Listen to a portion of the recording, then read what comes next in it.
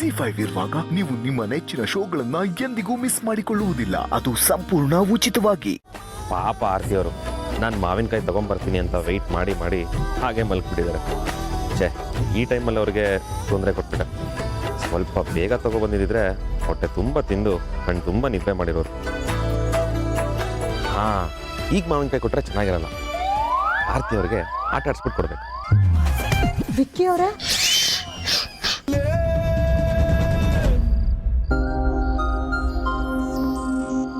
ಹೆಂಡತಿ ಸ್ವಲ್ಪ ನಿಧಾನಕ್ಕೆ ಮಾತಾಡ್ರಿ. ಅಂಜು ಎದ್ಬಿಟ್ರೆ ಕಷ್ಟ. ವಿಕ್ಕಿ ಅವರೇ, ನೀವ್ಯಾವಾಗ ಬಂದ್ರಿ? ಅದೇ ನೀವು ಕೋಳಿ ಥರ ತೂಗುಡಿಸಿದ್ರಲ್ಲ ಅವಾಗ ಬಂದೆ. ಮಾವಿನಕಾಯಿ ತಂದಿದ್ದೀನಿ, ತಗೊಳ್ಳಿ. ನನಗೆಷ್ಟು ಖುಷಿ ಆಗ್ತಿದೆ ಗೊತ್ತಾ? ನೀವು ತೊಗೊಂಡು ಬರಲ್ವೇನೋ ಅಂತ ಅಂದ್ಕೊಂಡಿದ್ದೆ. ನನ್ನ ಆಸೆನೆಲ್ಲ ಈಡೇರಿಸ್ತಿದ್ದೀರಲ್ಲ, ತುಂಬ ಥ್ಯಾಂಕ್ಸ್ ವಿಕ್ಕಿ ಅವರೇ. ರೀ ಹೆಂಡತಿ, ನೀವು ಕೇಳೋದೆ ಚಾ, ನಾನು ತೊಗೊಂಬರೋದೆ ಚಾ. ನಿಜ ಹೇಳ್ಬೇಕಂದ್ರೆ ನಾನು ನಿಮಗೋಸ್ಕರ ಏನು ಬೇಕಾದರೂ ಮಾಡ್ತೀನಿ ಅಂತ ನಿಮಗೆ ಗೊತ್ತು. ನೀವು ಬೇಕು ಅಂದರೆ ಸಮುದ್ರದ ಕೆಳಗಡೆ ಇರೋ ಮುತ್ತು ಕೂಡ ಅಣ್ಣವ್ರ ಥರ ಸ್ವಿಮ್ಮಿಂಗ್ ಮಾಡ್ಕೊಂಡು ಎತ್ಕೊಂಡ್ಬಂದ್ಬಿಡ್ತೀನಿ. ನಿಮ್ಮನ್ನ ಗಂಡನಾಗಿ ಪಡೆಯೋಕ್ಕೆ ನಾನು ತುಂಬ ಪುಣ್ಯ ಮಾಡಿದ್ದೆ ವಿಕ್ಕಿ ಅವರೇ.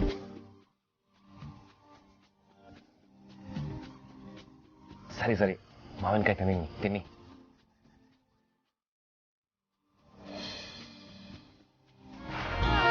ಹಬ್ಬ ಅಂತೂ ವಿಕ್ರಾಂತ್ ವಸಿಷ್ಠ ಹೆಂಡತಿ ಬೈಕೇನ ಈಡೇರಿಸ್ತ. I am great. I no.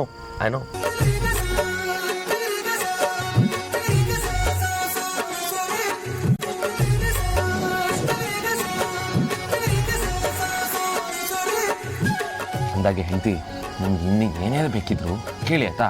ಆದರೆ ಈ ಟೈಮಲ್ಲಲ್ಲ.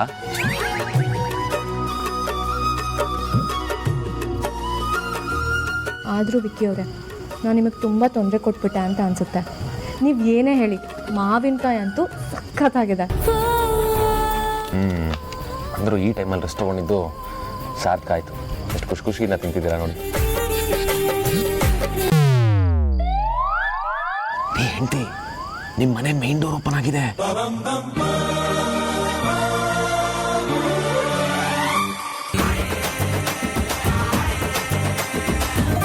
ಮಾವ, ನೀವಾ?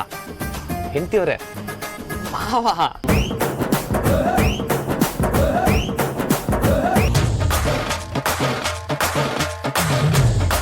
ಅದು ಮಾವ ಏನಾಯ್ತು ಅಂದ್ರೆ, ಗೊತ್ತಪ್ಪ, ನೀನು ನಿನ್ನ ಹೆಂಡತಿನ ನೋಡ್ಕೊಂಡು ಹೋಗೋದಕ್ಕೆ ಬಂದಿದ್ದೆ ಅಂತ. ಅಲ್ಲ ಮಾವ, ಆರ್ತಿಯವ್ರು ಫೋನ್ ಮಾಡಿ ಆರ್ತಿಯವ್ರು ಫೋನ್ ಮಾಡಿ ಮಧ್ಯರಾತ್ರಿಲಿ ನನಗೆ ಮಾವಿನಕಾಯಿ ತಿನ್ಬೇಕು ಅಂತ ಅಂದರು. ನಾನು ಈ ಟೈಮಲ್ಲಿ ಎಲ್ಲಿ ಸಿಗುತ್ತೆ, ಕಷ್ಟ ಆಗುತ್ತೆ ಅಂದರೆ ಕೇಳಲೇ ಇಲ್ಲ. ಅದಕ್ಕೆ ಎಲ್ಲೋ ಅರೇಂಜ್ ಮಾಡಿ ಇಷ್ಟೆಲ್ಲ ಸರ್ಕಸ್ ಆಯಿತು. ಏನಮ್ಮ ಆರ್ತೀನಿ, ಇಷ್ಟೊತ್ತಿನಲ್ಲಿ ಮಾವಿನಕಾಯಿ ಕೇಳಿ ನಿನ್ನ ಗಂಡನಿಗೆ ಡಿಸ್ಟರ್ಬ್ ಮಾಡೋದಾ? ಇನ್ನೊಂದು ಸ್ವಲ್ಪ ಹೊತ್ತಿನಲ್ಲಿ ಬೆಳಗ್ಗೆ ಆಗಿರ್ತಿತ್ತು. ನನಗೆ ಕೇಳಿದಿದ್ರೆ ನಾನೇ ಹೋಗಿ ತೊಗೊಂಡು ಬಂದು ಕೊಡ್ತಿದ್ದೆ.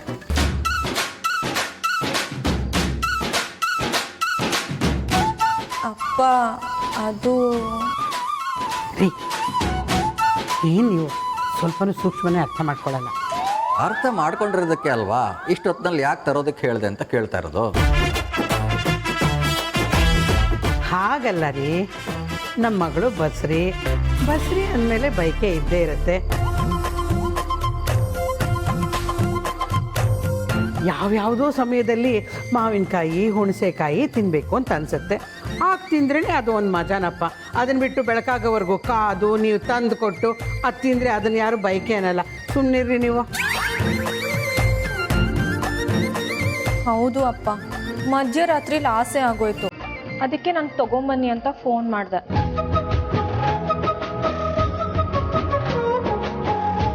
ಅದ್ರಲ್ಲಿ ತಪ್ಪೇನಿದೆ ಅಪ್ಪ? ಆಯ್ತು, ಈ ರೀತಿ ಅರ್ಧ ರಾತ್ರಿಗಳು ಬೈಕೆ ಎಲ್ಲ ಇರುತ್ತೆ ಅಂತ ನನಗೆ ಗೊತ್ತಿರಲಿಲ್ಲ. ವಿಕ್ರಾಂತ್, ನಿನ್ನ ಹೆಂಡ್ತಿನ ಮಾತಾಡ್ಸೋದಕ್ಕೆ, ನಿನ್ನ ಹೆಂಡ್ತಿಗೆ ಏನಾದ್ರು ಕೊಡೋದಕ್ಕೆ ಕಿಟಕಿ ಹತ್ರ ಎಲ್ಲ ಬಂದು ಯಾಕೆ ಸರ್ಕಸ್ ಮಾಡಬೇಕು? ನೇರವಾಗಿ ಬಾಗಿಲು ತಟ್ಕೊಂಡು ಒಳಗೆ ಬರೋದಲ್ವಾ? ಹೌದು ವಿಕ್ಕಿ, ಇದು ನಿನ್ನ ಮನೆ. ನೀನು ಯಾವಾಗ ಬೇಕಾದರೂ ಬರ್ಬೋದು, ಹೋಗ್ಬೋದು, ಯಾರು ತಡೆಯೋರಿಲ್ಲ. ಅತ್ತೆ, ಅದು ನಾನು ಮೇನ್ ಡೋರಿಂದನೇ ಬರಬೇಕು ಅಂತ ಅಂದ್ಕೊಂಡೆ. ಆದರೆ ಯಾಕೆ ಡಿಸ್ಟರ್ಬ್ ಮಾಡಬೇಕು ಅಂತ ಇಷ್ಟೆಲ್ಲ ಸರ್ಕಸ್ ಆಗೋಯ್ತು. ಏ ಮನೆ ಮಕ್ಕಳು ಬರೋದ್ರಿಂದ ಏನಪ್ಪ ತೊಂದರೆ ಆಗುತ್ತೆ? ನಿನ್ನ ಕಾರ್ ಬಂದ ತಕ್ಷಣ ನಮಗೆ ಎಚ್ಚರ ಆಗೋಯ್ತು ಅಲ್ವೇನ್ರಿ? ಹಾಂ ಹೌದು. ಸರಿ ಮಾಮ, ಮತ್ತೆ ನಾನು ಹೊರಡ್ತೀನಿ. ಅಯ್ಯೋ, ಇಷ್ಟೊತ್ತಲ್ಲಿ ಈ ನಡುರಾತ್ರಿಯಲ್ಲಿ ಏನಪ್ಪ ಹೋಗ್ತೀಯಾ? ಹೇಗಿದ್ರು ಬರೋದು ಬಂದಿದ್ಯಾ, ಬೆಳಗ್ಗೆ ಆದ್ಮೇಲೆ ಹೊರಡು. ಮಾವ, ಈ ಸರ್ಕಸಲ್ಲಿ ಬರೀ ನಾನು ಒಬ್ಬನೇ ಇಲ್ಲ, ಅಗ್ರಜನು ದೂರದಲ್ಲಿ ನಿಂತ್ಕೊಂಡು ವೆಯ್ಟ್ ಮಾಡ್ತಿದ್ದಾನೆ. ಪಾಪ ಅಲ್ಲೇ ನಿದ್ದೆ ಹೋಗ್ಬಿಡ್ತಾನೆ. ನಾನು ಇವಾಗ ಹೊರಡ್ತೀನಿ ಹೆಂಡ್ತಿ, ಬಾಯ್. ವಿಕ್ಕಿ ಅವರೇ, ಒಂದು ನಿಮಿಷ ನಿಮ್ಮ ಹತ್ರ ಮಾತಾಡಬೇಕಿತ್ತು. ಮಾತಾಡಿ. ಇಲ್ಲಿ ಬೇಡ. ಮಾವ, ನನ್ನೇನಪ್ಪ ಕೇಳ್ತ್ಯಾ? ನಿನ್ನ ಹೆಂಡತಿ ತಾನೆ ಕರಿತಾ ಇರೋದು. ಆಜ್ಞೆಯನ್ನು ಪರಿಪಾಲಿಸುವಂಥವನಾಗು. ಸರಿ ಬನ್ನಿ.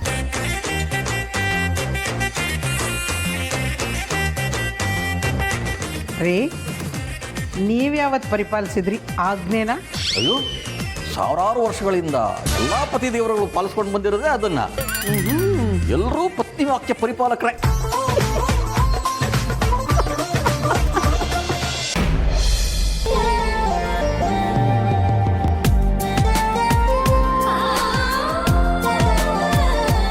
ಸಾರಿ ವಿಕ್ಕಿ ಅವರೇ, ನಾನು ನಿಮಗೆ ತುಂಬ ತೊಂದರೆ ಕೊಟ್ಬಿಟ್ಟೆ ಅನ್ಸುತ್ತೆ. ಇಷ್ಟೊತ್ತಲ್ಲಿ ಮಾವಿನಕಾಯಿ ತೊಗೊಂಬರಕ್ಕೆ ಹೇಳಬಾರ್ದಿತ್ತು. ತೊಂದರೆ ಅಂತ ಯಾಕೆ ಅಂದ್ಕೊಳ್ತೀರಾ? ನಾನು ಇಷ್ಟು ಮಾಡಲಿಲ್ಲ ಅಂದರೆ ನಿಮ್ಮ ಗಂಡ ಆಗಿದ್ದೇ ವೇಸ್ಟು. ನೋಡಿ, ನಿಮ್ಗೆ ಏನೇ ಬೇಕಿದ್ರು ಒಂದು ಕಾಲ್ ಹಾಕಿ, 1 ನಿಮಿಷದಲ್ಲಿ ನಾನು ನಿಮ್ಮ ಹತ್ರ ಹಾಜರಾಗಿರ್ತೀನಿ. ಹಾಗಾದರೆ ನಿಮಗೆ ನನ್ನ ಮೇಲೆ ಅಷ್ಟೊಂದು ಪ್ರೀತಿ ಇದೆಯಾ? ಆರ್ತಿ ಅವರೇ, ನಿಮ್ಮನ್ನು ಎಷ್ಟು ಕಷ್ಟಪಟ್ಟು ಲವ್ ಮಾಡಿ ಪಟಾಯಿಸಿ ಮದುವೆ ಆಗಿದ್ದೀನಿ. ನಿಮಗೋಸ್ಕರ ಇಷ್ಟು ಮಾಡಿಲ್ಲ ಅಂದರೆ ಹೇಗೆ? ನಿಮಗೋಸ್ಕರ ಏನು ಬೇಕಿದ್ರೂ ಮಾಡ್ತೀನಿ, ಅದೆಂತ ರಿಸ್ಕ್ ಬೇಕಾದ್ರೂ ತೊಗೊಳ್ತೀನಿ. ZEE5 ಆಪ್ ಡೌನ್ಲೋಡ್ ಮಾಡಿ ಎಲ್ಲಾ ಸಂಚಿಕೆಗಳನ್ನು ಸಂಪೂರ್ಣ ಉಚಿತವಾಗಿ ನೋಡಿ.